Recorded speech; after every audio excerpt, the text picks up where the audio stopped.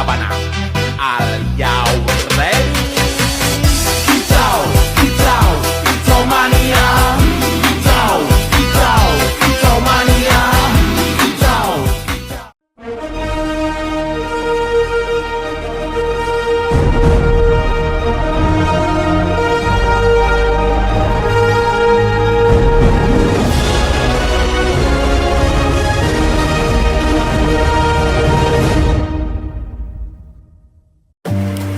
Pada video kali ini kita akan membahas proses pengembangan obat baru dari mulai bagaimana penemuan sampai bisa digunakan oleh masyarakat.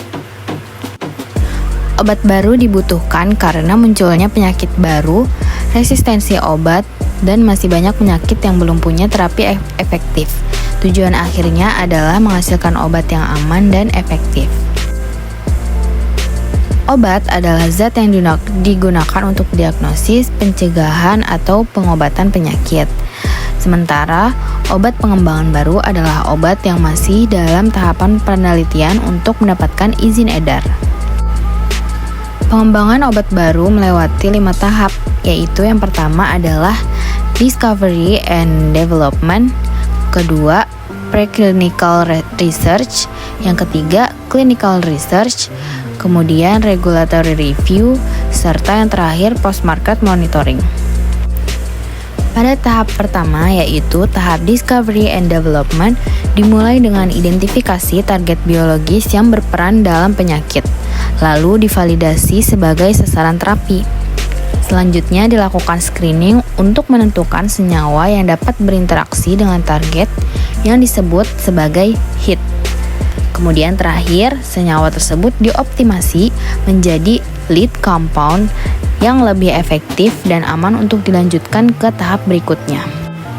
Selanjutnya, pada tahap preclinical research merupakan tahap pengujian awal sebelum obat diuji pada manusia untuk menilai keamanan dan efektivitas awal. Uji in vitro dilakukan pada sel atau jaringan di laboratorium untuk melihat mekanisme kerja obat secara terkontrol. Sedangkan uji in vivo dilakukan pada hewan percobaan untuk memahami efek obat secara lebih kompleks dalam tubuh. Hasil dari tahap ini menjadi dasar untuk melanjutkan ke uji klinik. Step selanjutnya yaitu clinical research. Uji klinik dibagi menjadi 4 fase yang dilakukan secara bertahap.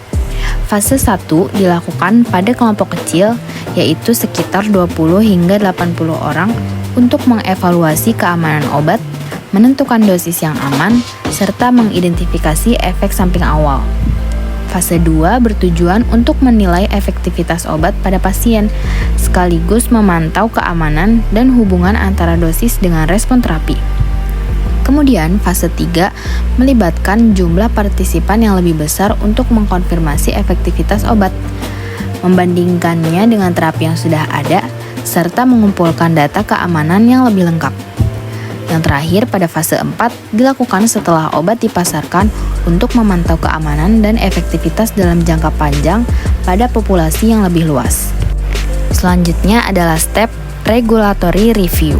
Setelah melalui uji preklinik dan uji klinik, jika suatu obat sudah menunjukkan keamanan dan efektivitas, pengembang dapat mengajukan izin edar. Proses ini tidak langsung disetujui karena harus melalui penilaian dari badan regulator.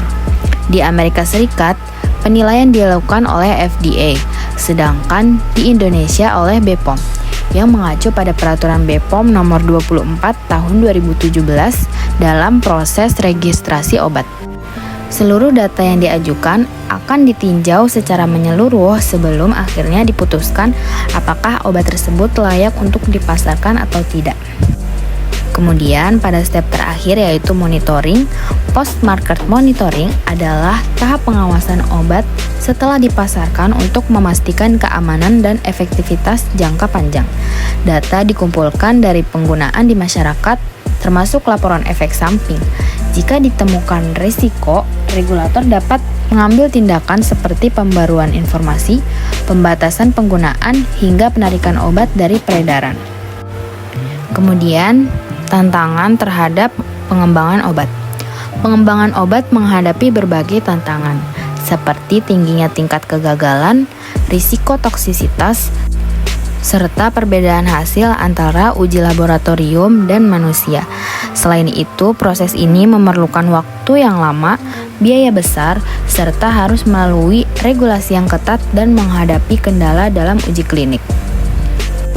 Sekian penjelasan dari pengembangan obat baru oleh Fahira Aida Zulfa. Terima kasih, sampai jumpa di video berikutnya.